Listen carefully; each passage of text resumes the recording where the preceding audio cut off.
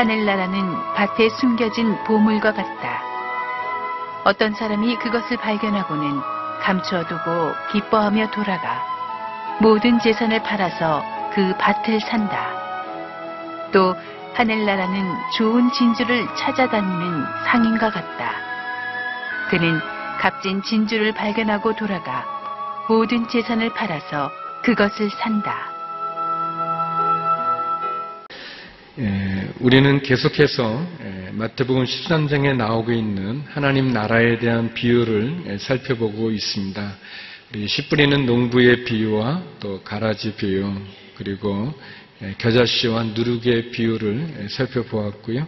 그리고 오늘은 보물과 진주의 비유를 살펴보게 됩니다.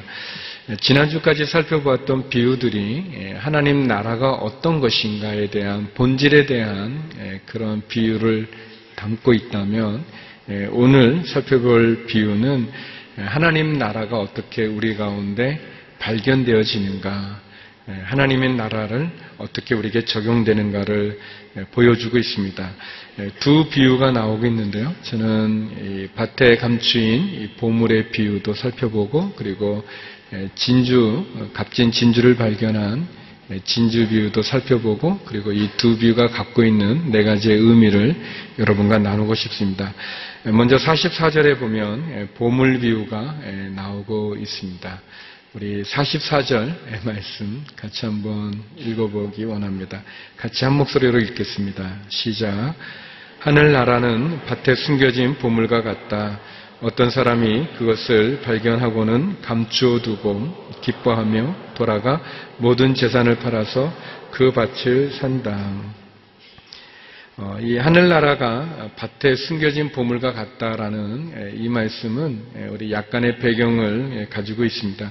옛날에 그 은행이라든지 또는 근거가 없던 시절에는 사람들은 귀중한 보물이나 재물을 항아리 같은 데 담아서 이 땅 속에 묻어두는, 그렇게 보관하는 방법을 많이 썼습니다. 여호수아 7장 21절에도 보면 이스라엘 민족이 아이성 전투에서 승리한 이후에 아간이라는 사람이 굉장히 귀중한 보물들을 자기 장막 그 땅 속에 묻는 그러한 장면들이 나오고 있는데요.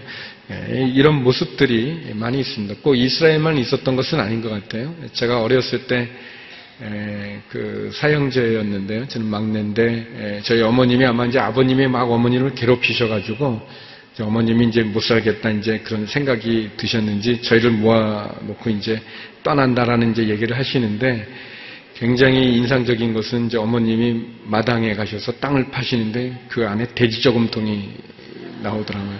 그 돼지 저금통 안에 100원짜리하고 50원짜리 이게 가득 들어있는 거예요. 그래서 이걸 주면서 이제 너희들 이제 저희 큰 누님한테 이제 동생들 잘 보살피고 뭐 이렇게 하고, 저희는 이제 막 어머니 울면서 말리고 뭐 이제 그랬던 적이 있었는데, 아무튼 이 마당에서 이 돼지정통 나올 때 놀랬습니다. 아무튼 나중에 큰 다음에 이제 저희들이 이제 어머님 놀리느라고 뭐 어머니 어디 돼지정통 숨겨놓은 거 없어요.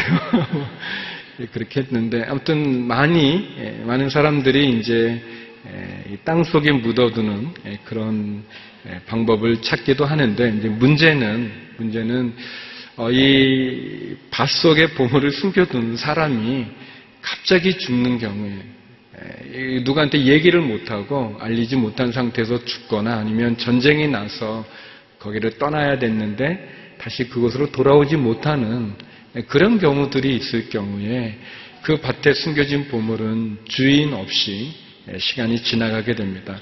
아마 예수님이 비유로 말씀하셨던 이 사람은, 어떤 사람은 그런 보물을 발견하게 된 것 같습니다. 당시 유대 갈래에 의하면 이렇게 주인 없는 보물은 발견한 사람이 임자라고 합니다. 그런데 이제 그 밭이, 보물을 발견한 밭이 자기 밭이면 그럼 100% 자기가 가져가면 되는데, 그 밭이 다른 사람, 주인은 다른 사람이 있는데 거기서 발견된 보물일 경우에는 반반씩 50대 50으로 나눠야 되는 그런 갈래가 있었다고 합니다. 아마도 오늘 본문에 나오는 이 사람은 그가 밭에 숨겨진 보물을 발견했는데 그 보물의 가치가 그 보물의 중요도가 아마도 그 땅을, 그 밭을 사는 것보다 더 컸던 것 같습니다.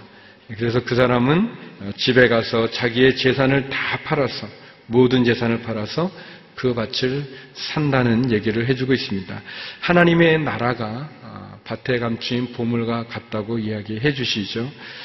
이 비유는 우리에게 몇 가지를 시사해 주고 있습니다. 먼저는 똑같은 밭을 볼 때 그 밭에 숨겨진 보물을 발견한 사람이 있고, 그리고 그것을 발견하지 못한 사람이 있다는 것입니다. 밭에 감추인 보물이 어떤 사람들에게는 감추어져 있지만, 보여지지 않지만, 어떤 사람들에게는 발견되어지고, 어떤 사람은 그 밭 밑에 있는 보물을 보는 기쁨과 즐거움을 가질 수 있다는 것입니다. 또 두 번째는 이 보물을 발견하는 과정 자체가 우연히 발견하게 되는 것입니다. 예기치 못한 상황에서 이것을 찾게 된다는 거죠. 밭에 보물이 있다고 하는 어떤 얘기를 들어서 이 사람이 그 밭을 팠던 것은 아닙니다.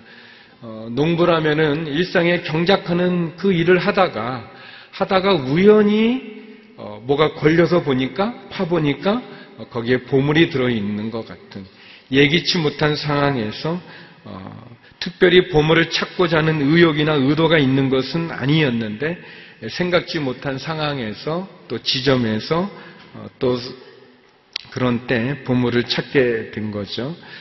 그래서 밭에 감추인 보물은 우리의 일상의 생활 속에서 내가 어떤 특별한 노력이나 어떤 특별한 행동을 하지 않았는데도 불구하고 내게 주어지는 은혜라고 말할 수 있습니다. 그리고 그 사람은, 이것을 발견한 사람은 굉장히 기뻐하고 즐거워하고 행복하게 됩니다. 그리고 그 기쁨과 즐거움을 결국 갖기 위하여서 그는 자기의 재산을 팔아서, 자기의 모든 소유를 팔아서 그 밭을 사는 거죠. 정확히 말한다면 보물이 감춰져 있는 밭을 사게 되는 것입니다. 자기가 가지고 있는 가치보다도 더 큰 가치를 위해서 자신의 가치를, 덜 중요한 가치를 팔아 더 중요한 가치를 소유하는 그런 내용을 보여주고 있습니다. 태양을 발견한 사람은 촛불에 만족하거나 연연해하지 않는다는 격언이 있습니다. 저는 이 말씀을 보면서 한 분이 생각이 났는데, 사도 바울이라는 분입니다. 사도 바울은 우리가 볼 때 세상적인 관점으로 보면 그는 굉장히 좋은 학력을 가졌습니다. 그리고 굉장히 좋은 집안의 배경을 가지고 있고, 또 그는 아주 명문의 명문이라고 할 수 있는 가말리엘이라고 하는 문화생으로서 총방받는 그러한 사람이었습니다. 또한 그는 세상적으로 볼 때도 많은 경력을 잘 쌓아 나갔던, 그래서 출세와 또 인기와 모든 것이 다 주어진 듯한 그러한 삶을 살아가는 중에, 특별히 예수 믿는 사람들을 감옥에 가두기 위해서 예수 믿는 사람을 죽이는 그 일에 참여했을 뿐만 아니라 더 나아가 예수 믿는 사람들을 아예 소탕하기 위해서 다메섹이라고 하는 곳으로 가는 중에 전혀 예상하지 못하게 큰 빛이 하늘로부터 그에게 비춰주고, 그 빛 속에서 그는 예수님을 만나게 됩니다. 그리고 그의 인생은 바뀌어지게 되죠. 그는 빌립보서 3장 7절에서 8절에 이런 고백을 하고 있습니다. 그러나 내게 유익하던 것들을 나는 그리스도 때문에 다 해로운 것으로 여깁니다. 내가 참으로 모든 것을 해로 여기는 것은 내 주 그리스도를 아는 지식이 가장 고상하기 때문입니다. 그분으로 인해 내가 모든 것을 잃어버리고 심지어 배설물로 여기는 것은 내가 그리스도를 얻고라고 되어 있습니다. 이 사도 바울이라는 이분이 그 전에 그에게 중요하고 유익하고 또 소중하게 가졌던 모든 것들이 예수님을 만났을 때, 길을 가는 가운데 우연히 빛이 비춰지고 그 빛 속에서 예수님을 만나면 마치 밤새 감추인 보물을 발견한 이 사람처럼 그는 그가 유익하게 여겼던 모든 것을 잃어버리고 심지어 배설물로까지 여기는 것은 그리스도를 얻기 위해서, 이 보물을 소유하기 위해서 그 모든 것들을 배설물로 여긴다는 고백을 드리고 있습니다. 사랑하는 여러분, 여러분은 밭에 감추인 보물을 발견하셨는지요?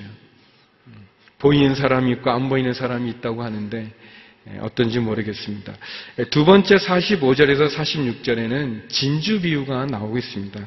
우리 같이 한번 45절, 46절을 같이 한번 읽어보겠습니다. 45절, 46절입니다. 시작. 또 하늘나라는 좋은 진주를 찾아다니는 상인과 같다. 그는 값진 진주를 발견하고 돌아가 모든 재산을 팔아서 그것을 산다.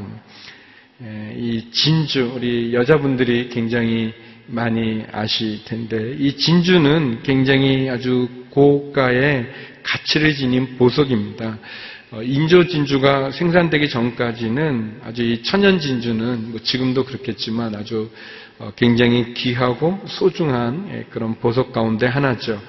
이 금이나 은이라는 것이 이 불순물을 제거하는 과정을 거치고 또 이 보석 세공사의 이 손길을 통한 가공 작업을 통해서 이렇게 그 금이나 은은 또 가치를 갖게 되는 반면에 진주는, 이 천연 진주는 그 자체로 그냥 그 존재 자체로 뭔가 이렇게 첨부하거나 뭔가 가감하지 않아도 될 만큼 그 자체가 완벽하고 완성된 그런 가치를 지니고 있습니다. 그래서 상인은 그 더 좋은, 더 값진 진주를 찾아다녔습니다. 찾아다니는 중에 아주 소중하고 귀한 값진 진주를 발견하게 됐을 때 이 상인은 그 진주를 얻기 위해서 자기의 모든 재산을 팔아서 그것을 산다는 내용이 주님께서 설명해 주신 비유입니다.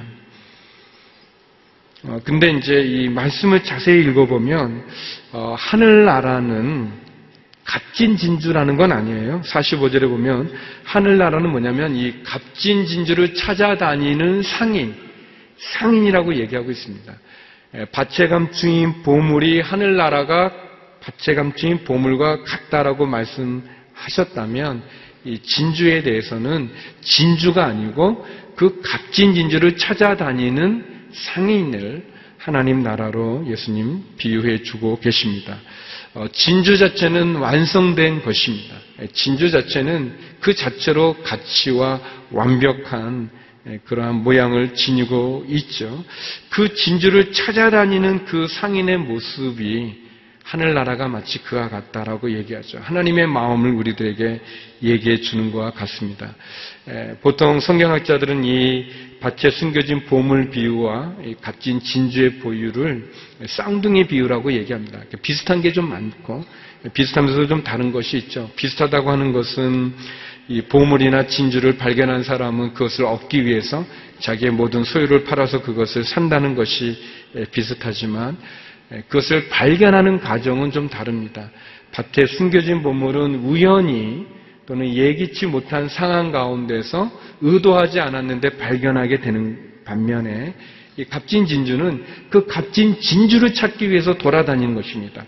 노력하고 애쓰고 수고해서 얻어지는, 찾는 그런 과정이 좀 다릅니다. 어떤 목사님께서는 이 비유를 설명하시면서 예수님의 탄생에 대해서 설명해 주시는데 참 의미 있었습니다. 예수님의 탄생에 관련된 성경이 이제 마태복음하고 누가복음에 나오는데 누가복음에서는 이 목자들의 성탄의 이야기가 나옵니다. 다시 말하면 예수님이 태어나는 그때 베들레헴 외곽의 들녘에 양을 치는 목자들이 있었습니다. 양 치는 사람들은 그냥 일상의 삶을 따라서 양을 치고 그리고 저녁이 되니까 하룻불을 태워놓고 그들이 양과 함께 자고 있는데 갑자기 하늘이 열리면서 천사들이 등장하면서 메시아의 소식을 목자들에게 알려줍니다. 그래서 이 목자들은 그냥 그 일상의 삶을 살아가고 있다가 갑자기 천사들이 나타나서 알려준 메시아의 소식을 듣고 베들레헴에 가서 아기 예수님께 경배를 드리죠. 근데 이제 마태복음에 보면 동방박사들이 나오는데 이 동방박사들은 이제 페르시아, 지금이 한 이란쯤 되는데 이 동방박사들은 좀 다르게 예수님을 경배합니다. 이들은 하늘에 큰 별이 나타난 것을 보고는 위대한 왕이 탄생했구나라는 생각을 하게 되고 예물을 준비해서 그 별을 따라서 위대한 왕을 찾아 그 먼 페르시아에서부터 팔레스타인까지 먼 길을 걸어서 가게 됩니다. 시련도 있고 고난도 있고 고생도 하고 그 사막의 길을 통과해서 또 심지어 헤롯왕에게 가서 물어서 결국 예수님, 아기 예수님에게 그들이 준비한 황금과 유향과 몰약을 경배해 드리죠. 똑같이 예수님에게 경배 드렸지만 목자들은 마치 밭에 감추인 보물을 발견한 사람처럼 우연히 예기치 못한 상황에서 예수님을 경배하게 되고, 동방의 박사들은 값진 진주를 찾아다녔던 상인처럼 예수 그리스도를 찾아서 그렇게 예수님을 경배하는 그런 모습을 보여줍니다.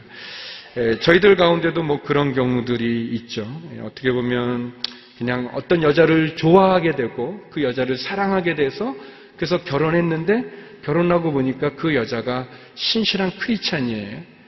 그래서 이제 교회에 나오게 된 그런 경우, 뭐 이렇게 내가 예수님을 믿고 싶어서 이렇게 한 게 아닌데 그냥 결혼했는데 그 여자가 교인이고 크리스찬이어서 예수님 믿는 경우도 있죠. 예전에, 지금은 애들이 어떤지 모르겠는데 예전에 중고등 학생들이 그 여자를 꼬신다 그러나 만나려고 교회에 오는 거죠. 이렇게 다른 사심을 품고 이제 그 여자를 만나러 이렇게 왔는데 여자를 만난 게 아니라 예수님을 만나서 삶이 변화되는, 그냥 이렇게 예기치 않은 상황이겠죠. 뭐 저 같은 경우는 그 어렸을 때 이제 그 할머니 집에 갔는데, 시골에 있는 할머니 집에 갔는데 그 농번기니까 굉장히 바쁘니까 그때는 애들을 봐주는 데가 그 시골에 그 여름 성경학교를 길게 하는 교회가 하나 있었어요. 그래서 좀 다 일하러 나가셔야 되니까 저기 교회 가라 해가지고 제가 교회 갔다가 거기서 이제 예수님 만나게 된 거죠. 그냥 의도하지 않았는데 이렇게 할머니 가라 그래가지고 이렇게 갔다가 예수님 만난 여러 경우들이 있을 거예요. 우리들 가운데 여러분 가운데도 그런 분들 많이 있고, 그냥 라이다라고 그냥 부인하고 애들은 교회 가고 이렇게 주차장에 있다가 너무 심심해가지고 나와서 혹시 부인이 딴 데 갔나 검사하려고 들어왔다가 또 이렇게 믿는 분도 있고 여러 경우가 있을 거예요. 뭐 그런 경우는 이제 밭에 감춘 보물을 발견한 사람처럼, 반면에 또 저희들 가운데, 여러분들 가운데는 진리를 알고 싶고 내가 왜 사는 인생의 의미를 찾고 싶고 하루하루가 나에게 어떤 의미가 있는지를 찾는 그런 마음을 가지고, 그래서 찾고 노력하고, 그래서 여러 사상이나 여러 책이나 여러 철학의 막 그런 그 갈급함을 가지고, 목마름을 가지고 그렇게 찾다가 결국 예수님의 십자가를 만나고 복음을 만나서 이 자리에 있는 분들도 계실 것입니다. 우리에겐 여러 모습이 있겠죠. 이 비유들에 보여주는 것처럼 저는 이 두 비유, 이 밭에 감춘 보물의 비유와 진주의 비유를 통해서 네 가지의 교훈을 여러분과 나누고 싶습니다. 첫 번째는 이 두 비유가 주는 교훈은 우리의 일상의 순간과 사건들 가운데 하나님의 나라가 있다는 것입니다. 예수님은 이렇게 설명합니다. 하늘나라는 밭에 숨겨진 보물과 같다. 하늘나라는 좋은 진주를 찾아다니는 상인과 같다. 하늘나라는 뭐뭐와 같다고 하는데 뭐뭐와 같은 그것이 우리의 일상의 삶인 거죠. 마치 농부가 밭에 일을 하는 그 일상의 삶 속에 밭에 감진 보물을 찾는 것처럼 진주 상인이 좋은 값진 진주를 찾기 위해서 돌아다니는 그의 일상의 삶 속에서 하나님 나라를 보게 되어집니다. 하나님의 나라는 우리의 일상의 삶 속에 찾을 수 있고 소유할 수 있습니다. 하나님은 나의 하루하루를 의미 있게 만드시는 분이십니다. 그분은 나의 무의미한 의미인 그 인생, 어떻게 보면 흑심을 품고 사심을 품고 다른 생각으로 이곳에 발을 디뎠지만 하나님 그것을 바꾸어서 하나님의 은혜의 자리로, 심지어 예수님을 잡아 죽이러 가는 그 바울의 그 일행 가운데 빛으로 그 사람을 변화시켜 그를 찾아와 만나주시는 그런, 하나님은 우리의 삶의 의미를 주시고 우연인 줄 알았는데 그것이 하나님의 예비한 손길임을 깨닫게 해주시는, 그래서 우리가 하나님의 나라를 우리의 일상의 삶 속에, 내 생활 속에서 내 마음을 열고 영혼의 눈을 뜨고 내 닫힌 길을 열고 그리고 하나님에게 집중하고 기다리면 하나님 내 일상의 삶 속에서 하나님의 나라를 경험케 하신다는 것입니다. 천국을 경험케 해주신다는 것입니다. 우리가 자주 부르는 찬송가 내 영혼이 은총 입어라는 그 가사에 이런 내용이 있습니다. 내 영혼이 은총 입어 중한죄짐 벗고 보니 슬픔 많은 이 세상도 천국으로 하도다. 내가 은혜를 입으니까, 하나님의 은혜를 입어서 내 죄짐이 벗겨지는 그 구원을 경험하고 보니 이 슬픔이 많다고 하는 이 세상, 고해라고도 말하는 이 세상이 도리어 천국이 되어지는 것을 노래하고 있지 않습니까? 할렐루야 찬양하세. 내 모든 죄 사함받고 주 예수와 동행하니 그 어디나 하늘나라. 주님이 나와 동행하시면 그것이 하늘나라라는 것을 고백합니다. 3절에는 높은 산이 거친들이 초막이나 궁궐이나 내 주 예수 모신 곳이 그 어디나 하늘나라라고 얘기하고 있습니다. 높은 산이든 거친들이든 초막이든 궁궐이든 주님을 모신 그곳이 하늘나라라는 고백을 드리고 있어요.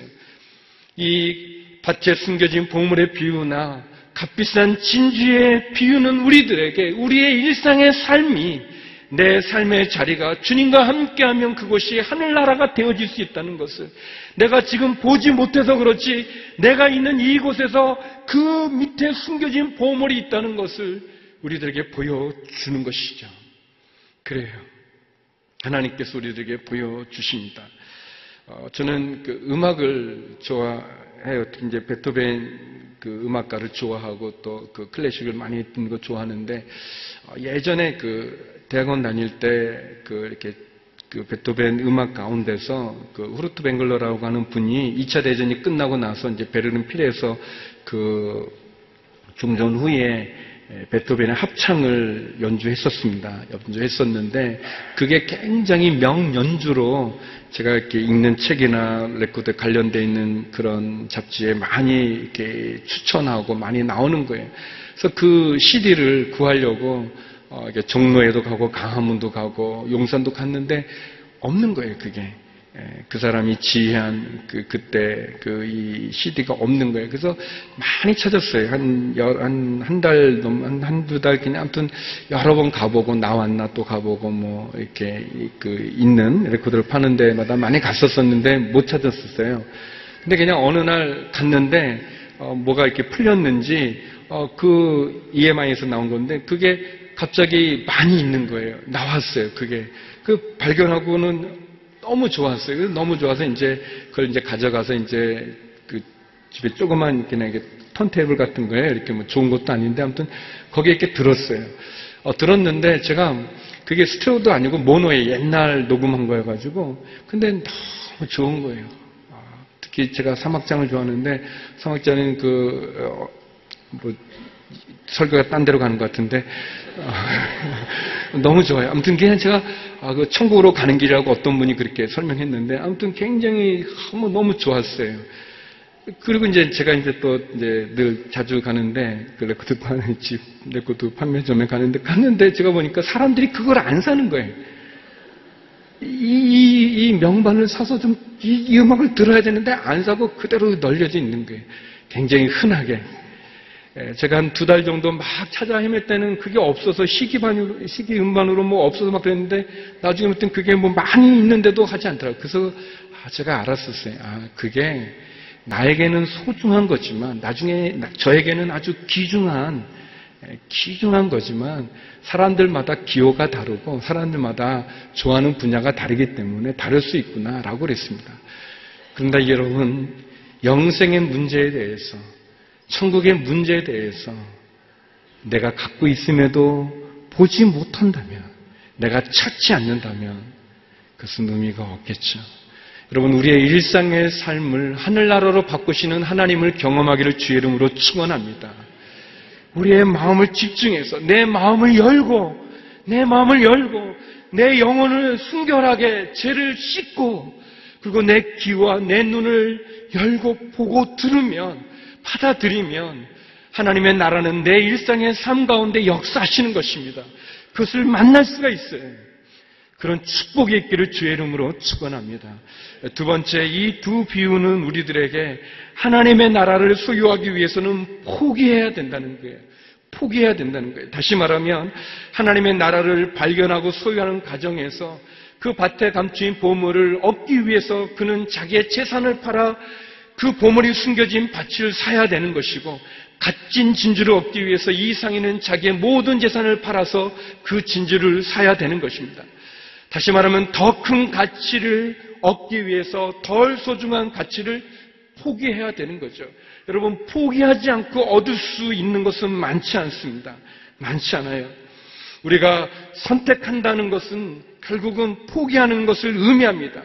내가 한 남자를 선택해서 결혼했으면 내가 이 남자 외에 다른 남자는 포기한다는 걸 말하는 거예요. 내가 이 여자를 선택해서 결혼한다는 것은 이 여자 외에 다른 여자들을 내가 포기하고 잊어버린다는 것을 말합니다.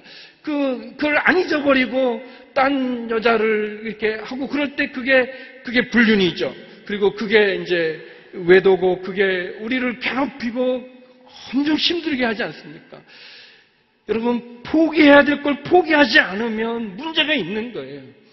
이 두 비유는 우리들에게 더 중요한 것을 위해서 덜 중요한 걸 포기하기를 얘기하고 있습니다. 1956년도 남미의 에콰도르라는 곳에 이 아우카라는 식인종 인디안들이 있었을 때, 그때 이 미국의 이 엘리트들이죠. 미국의 촉망받는 5명의 젊은이 선교사들이 그 식인종에게 복음을 전하기 위해서 들어갔었습니다. 그들이 강가에 머물고 한 2-3차례 만남을 갖고 그리고 복음을 전하려고 할 때 그들은 그 아우카 인디안족에 의해서 순교를 당하게 되었습니다. 너무나 슬프고 그리고 비극적이고 안타까운 일이었어요. 그러나 이 5명의 순교의 피는 무의미하지 않았습니다.